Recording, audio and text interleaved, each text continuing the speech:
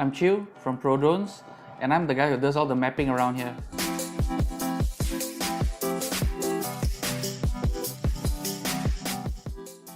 So the P1 is the first purpose-built camera in the DJI lineup, and it's purpose-built for mapping. You have the Phantom 4 RTK, but the camera is a carryover from the Phantom 4 Pro. So this is the first payload that is specifically designed for mapping.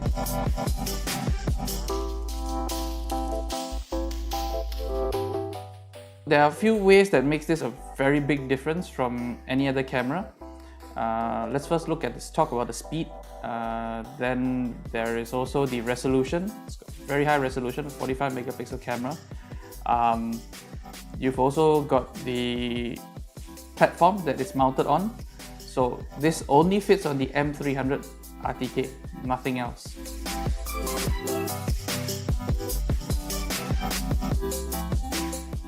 So when we talk about speed, there are few aspects that this is faster. So the first, most apparent one is that the interval between shots has greatly reduced. It's the fastest camera we have from shot to shot, 0.7 seconds from shot to shot. So what this means is you can fly faster in between the shots. It cuts down the travel time, so you can cover more area in a shorter amount of time. The second is that the drone that this camera is fitted on, the M300, is able to fly much faster than a lot of other platforms.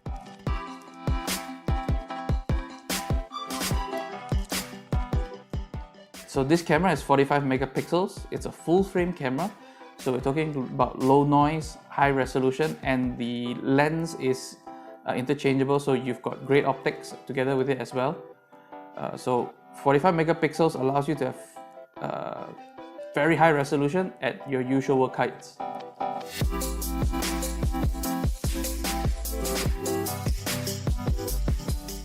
In a traditional workflow, if you wanted higher resolution, say 2 centimeters GSD, so what you would do is you would fly lower and then take the pictures lower at a lower altitude. Now this has two very unintended effects. The first is that given your amount of overlap needed from image to image, what you would have to do is to take 3 times more the number of photos for every centimeter increase in resolution. This would be the first problem. You would have a lot more processing workload. The second is that you wouldn't be able to fly lower all the time. There would be obstacles like trees, buildings. On top of all that, if you were to fly lower, there is the added effect where if you don't have enough details in every image for the processing, so you would have holes in your map.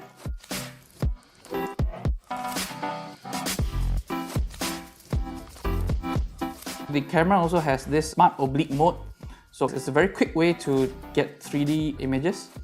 It has the same effect as the 5-direction 3D imaging method in the P4 RTK, but what you get in effect is only a single pass that you would get the desired effect. What would happen is the drone would cover the same area in your normal zigzag method. You don't have to fly crisscross, and as it's traversing that path, it would actually start to tilt the camera in the directions necessary. What you also do is it will automatically modulate the speed. So where you have, let's say, 5 angles of pictures taken, you would slow down even further to, let's say, 3 meters a second at 100 meters height. And if you had, let's say, only 9 meters a second. So it's pretty automatic from that point of view.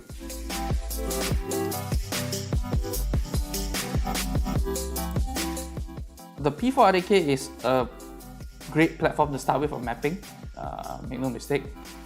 It has a very good low barrier of entry. It's much more affordable. So the things you would have to consider, let's say for the P1, would be the added costs of purchasing the M300 with the batteries and charger. So it's quite a bit more pricey from that aspect, and the camera itself as well. But what you do gain is the ability to cover large areas of ground at high resolution very quickly. If size is an issue, yes, definitely you should consider the P1.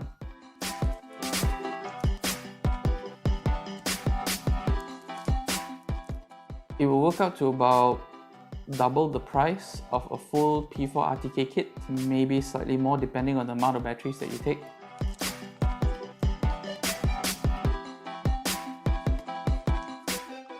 To justify it, very simply, I put, first of all, your man hours put into actual mapping on site.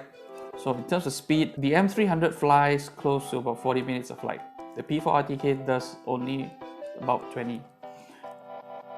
Coupled to the fact that you have that higher flight speed means you cover about 4 times more area in the same amount of time of a work day, given a similar flight height. So if resolution is important, if you cover large areas and time is of essence, yes, the P1 should definitely be considered for that fact.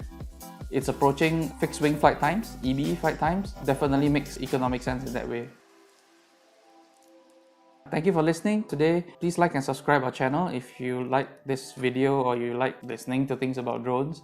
If you need any more information about the P1, the M300 setup, or anything related to DJI products or any drone related issues, you can come to our website. You can contact us at www.prodrones.asia. We will be reviewing other products soon, mainly the Agras, the T20, as well as the Sniffer 4D. We also have new review of the P4 RTK as well, with its new updates and new features. So thank you very much and fly safe.